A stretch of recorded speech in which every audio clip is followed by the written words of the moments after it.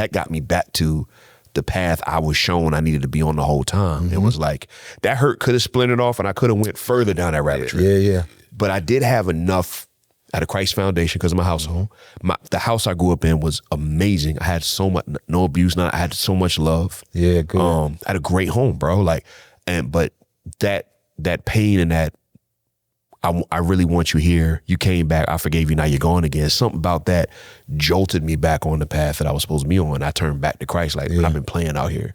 I really need to get my life right because what is life supposed to be about? So something about that forgiveness for me and letting go of that got me back on that path. So while I can't say I'm whole from it, I still kind of walk from a limp from that situation, the way God took that is I got to forgive my dad, but I didn't get to reconcile with him. Gotcha. So when I meet people, friends, that's like, I need to fix this thing with my dad. I'm like, yo, he's still alive? They're like, yeah. I'm like, bro, let's take a trip. Let's go do that. Maybe God left it like that so you'd be like that.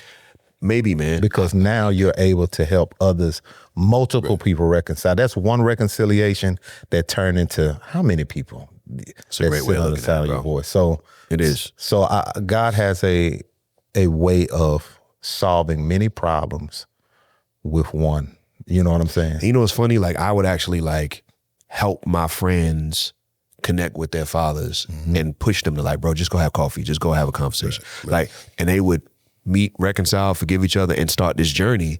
And I remember early on, I was passionate to push them to do it because I would never see it and I cared about them. But I remember once I saw it happen for them, I'd be jealous.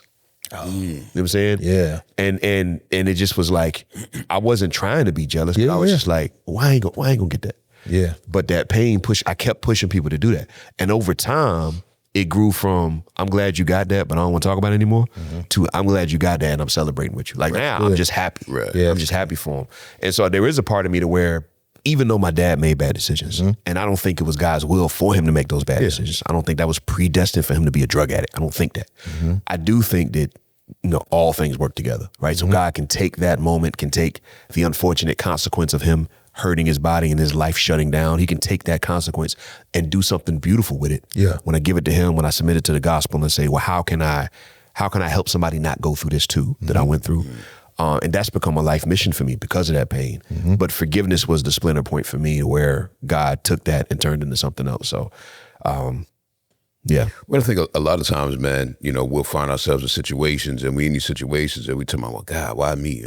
Lord, why me? How come all that nonsense? And at the end of the day, you're going through it for somebody else because eventually you're going to run into somebody that only you won't be able to have a conversation with Absolutely. them. Because of what you went through. Because of what you went through. Yeah. And Absolutely. You're going to be able to sit there with them, had a conversation, y'all going to be able to cry together, whatever, and you can kind of tell them what it is that you did or what happened for you to heal. Yeah. And at the end of the day, that person can heal because of the trauma and the situation that you went through in your life. And at the end of the day, everybody's better for it. Yeah, it's almost like he gives you, with your healing, he gives you a big thing of balm to go and help heal other people. Yeah. That's true. And the other side of that coin too is, I'm just thinking about what I was talking is, I can talk to somebody who directly has been through it that needs to know how to get through it. Oh, yeah. But also my story can soften the heart of somebody who hasn't been through that and has no compassion for that or has their mind not expanded to that reality. And now they become more compassionate, man, I've never been through that, but I know JB and JB went through that and that's my man. And man, I actually care about that now. If I meet somebody who's been through that, I have more context. That's good. So that story can be used in so many ways to strengthen and help people.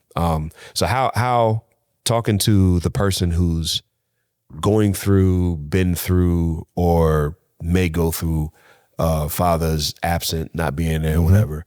With all we've talked about, what's a thing you would give them? I wrote some stuff down from what y'all said, but what's something you would give somebody to get through and process that and live well in the midst of it? Well, what I would say looking at my dad, Stacey Lee, right? He was able to admit to me that he was childish, he was selfish, and he told me he was self-aware of what the issues that he had. And we all have, issues that we contend with. But once you figure out the issue and you make that turnaround, you be an example of what a good man and a good father looks like. you don't be so prideful that you can't say, hey, I messed up. You know what I'm saying? I got to get this straight. Will you forgive me, and let's get this thing right, and then we move forward from there. That's an example of dealing with conflict, dealing with your issues, growing, and admitting the issue and doing better.